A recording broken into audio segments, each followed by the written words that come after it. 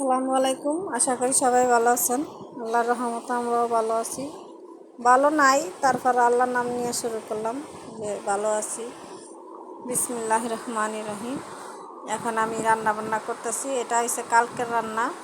কালকে রান্না করছি পোয়া মাছ বোনা করলাম হালকা ভাজা দিয়ে। পোয়া মাছটা রান্না করলাম। আর এইখানে রান্না করতেছি কাঁচকলা দিয়ে দিয়ে পোয়া মাছটা বোনা করতেছি মাখা মাখা করে। বাসায় আসছিলাম, আমার আব্বা তো অনেক অসুস্থ, আপনাদের সাথে কম বেশি শেয়ার করছি, আপনারা জানেন। সেইখান থেকে আজকে আসলাম বাবার বাসায় রাইখা, ভাইয়ের বাসায় রাইখা। তাই আমি আসলাম, আইসা দেখি আম্মাও অসুস্থ, রান্নাবান্না করে নেই। সেই জন্য আমি মাছটারে, পোয়া মাছ কাটা ছিল ফ্রিজে, বাইকের মাছটারে বোনা করলাম, পেঁয়াজ রসুন বাটা দিয়ে বোনা করলাম। আর এইখানে আমি এই যে আজকের জন্য রান্না করতেছি ইলিশ মাছটা রান্না করব।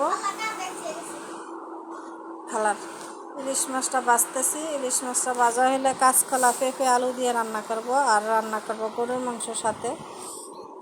সকালে উঠে বাচ্চাদেরকে স্কুলে দিয়ে, ওরা স্কুলে গেছে, চলে গেছে। আমি আর স্কুলে যাইনি আজকে, ওদেরকে নিয়ে দুনো ভাই বোনে চলে গেছিলো। আমি আবার একটু ঘুমাইছি। ঘুম থেকে উঠে নাস্তা বানাইলাম, নাস্তা খাওয়া দাওয়া করে এবার ডাল বসাইলাম, ডাল রান্না করে ভাত বসাইলাম। ভাতটা হয়ে গেছে, এখন এই মাংসটা রান্না করবো।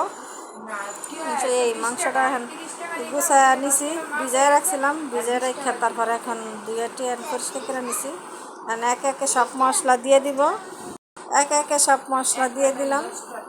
মাংসটা দিয়েছিল এই ইয়েতে রাইস কুকারে, রান্না বান্না রাইস কুকারেই হয় বেশিরভাগ। এখন রান্নাটা করব। আর রান্না করতেছি, এইখানেও মাংসটা বসাইতেছি, আর উপরেও আমি কাঁচকলা দিয়ে রান্না করতেছি। এখন দিয়ে দিলাম গরম মশলা, দিয়ে দিব তেজপাতা, আর দিব পেঁয়াজ বাটা। প্রথম দিব পেঁয়াজ কুচি, তারপর দিব পেঁয়াজ বাটা। এখন তেজপাতাটা দিয়ে দিতেছি। তেজপাতা দিয়ে সব মশলা দিয়ে ভালো করে হাতে মাখায়া পরে তরকারি মাংসটা রান্না করব। আমার ভিডিওটি যে যেখান থেকে দেখেন প্লিজ সবাই শেয়ার করবেন। যারা দেখেন সাবস্ক্রাইব করেন নাই তারা সাবস্ক্রাইব করবেন, আর আমার সাথে থাকবেন।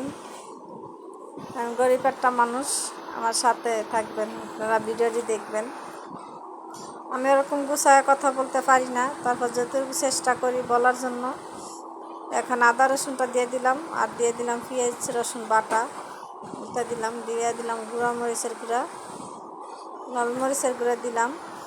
এখন দিয়ে দিব হলুদ গুঁড়া, তারপর দিব তেল, আর দিয়ে দিব কিছু মশলা দিছি, ওই মশলাটা স্কিপ করা হয় নাই, স্কিপ হয়েছে, প্যাকেটিং করা হয় নাই, সেই জন্য এখন হলুদ গুঁড়া দিয়ে দিব। আর দিয়ে দিব স্বাদ মতন লবণ, আর দিব পরিমাণ মতন তেল। স্বাদ মতো লবণ দিচ্ছি, অল্প লবণ বেশি অল্প দেই আগে, পরে লাগলে পরে দেওয়া যায়। এখন তরকারিটা মাখায় নিব হাতে, ভালো সুন্দর মতন মাখায় নিব, মাখায় রাইস কুকারে দিয়ে দিব। আর এখানে যে কাঁচকলাটা রান্না করব, এই যে মাংসটা মাখায় নিছি। আমার মোবাইলের ক্যামেরাটা, আমার মোবাইলের ব্যাটারিটা হয়ে গেছে, তো এই জন্য ক্যামেরাটা ভিডিওটা ভালো আসে না। চেষ্টা করি ভালো করে দেওয়ার জন্য, তারপরেও ভালো আসে না। এখন এই কাঁচকলা তরকারিটা কষাইতেছি, দিয়ে দিছি তরকারিটা। যদি আমার ভিডিওটি ভালো লাগে সবাই প্লিজ শেয়ার করবেন, আর যারা দেখেন তাদেরকে অসংখ্য ধন্যবাদ। আর যারা দেখেন সাবস্ক্রাইব করেন না, লাইক করেন না, ভিডিওটি লাইক দিবেন। ভিডিওটি দেখার আগে লাইক দিয়ে দেখবেন। এ তো কাঁচকলা মাছের তরকারি হয়ে গেছে। ছোট মাছ তো, ছোট ছোট মাছ আম্মা রান্না করেও নেই আর খায়ও নেই, রাইখা দিছে। এখন মাংস হয়ে গেছে, মাংসটা রান্না করব। এই তো মাংস কষানো হইতেছে, আর এখান দিয়ে মেহমান আসছে, মেহমানরা আবার নাস্তা বানিয়ে দিতেছি। আমার শাশুড়ি মা অসুস্থ, তারা দেখতে যখন বিপদ আসে না, চারদিকের থেকে একসাথে বিপদ আসে। ওই বিপদ রক্ষা করার মালিক হচ্ছে আল্লাহ। আল্লাহ দেয়, আবার আল্লাহই রক্ষা করে। আল্লাহ যত বিপদ দেয় তত আসানো আল্লাহই দেয়। এখানে মাংসটা কষাইতেছি, আর আলু দিয়ে দিব সাথে।